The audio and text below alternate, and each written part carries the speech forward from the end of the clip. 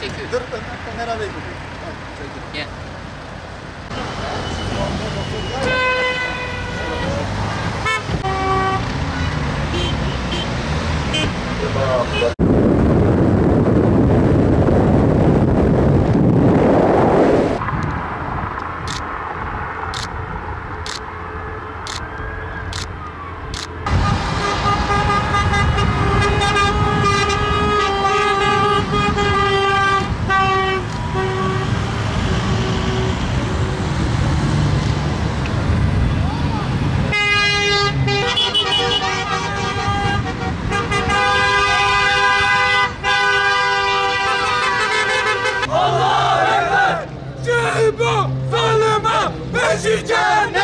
قولوا لمن يقتل في سبيل الله أموات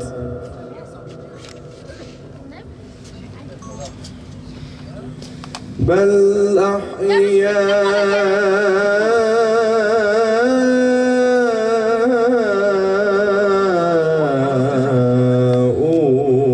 ولكن لا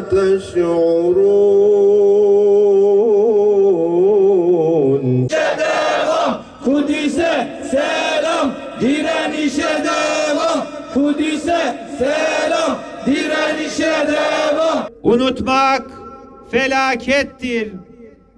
Biz bugün burada hatırlatma yapmak için o teröre karşı direnen ve her neresinden bakarsanız bakın insan olmanın onurunu kurtarmak için imanın izzetini korumak adına çoluk çocuk demeden kadınıyla, erkeğiyle, genciyle, yaşlısıyla canını ortaya koyan yiğitlerin mücadelesine omuz vermek, insan olmanın asgari şartını yerine getirmek için toplandık.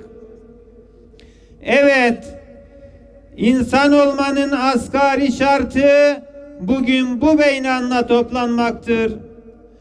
Covid'i stratejik bir aparata dönüştüren insanlığın bu zayıf anında hayasızca bir ilk kıblemiz olan Mescid-i Aksa'ya saldıran terörist İsrail'in yaptıklarını telin etmek, asgari bir durum arz etmektir.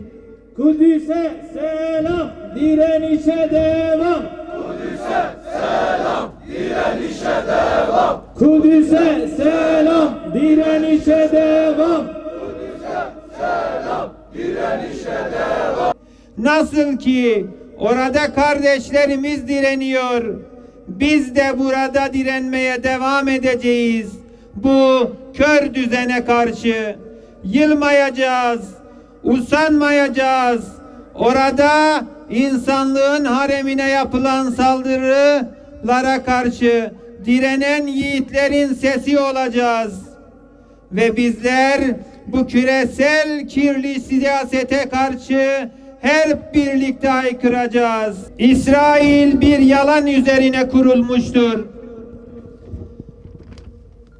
Siyonist rejimin oluşturduğu bu yalan düzeni elbette yenilecek. Bunu imanımız kadar biliyoruz. Kimileri gücün oluşturduğu anaforda bunu göremeyebilir, pusabilir. Fakat biz zulmün abad olmayacağına iman etmişiz. Filistin'de teknolojiye sırtını dayamış küresel ebrehenin fillerine karşı taşla, sapanla direnen ebabillerin galip geleceğini göreceğiz hep birlikte inşallah. Ne var ki terörist İsrail'in oluşturduğu kanlı politikalara karşı kulaklarını tıkayıp başını kuma gömenlerin bugün büyük bir hüsrana uğrayacaklarını da hatırlatmak isteriz. Bitlis'ten Aksa'ya direnişe bin selam. Bitlis'ten Aksa'ya direnişe bin selam. Bitlis'ten Aksa'ya direnişe bin selam. Bugün İsrail ve onun destekleyicileri, onunla işbirliği yapanlara karşı verilecek mücadelenin sonunda insanlık adalete ulaşacaktır. Tarih İsrail'i devlet olarak, bilim Siyonizmi fikir olarak reddetmiştir. Bu açık ve nettir.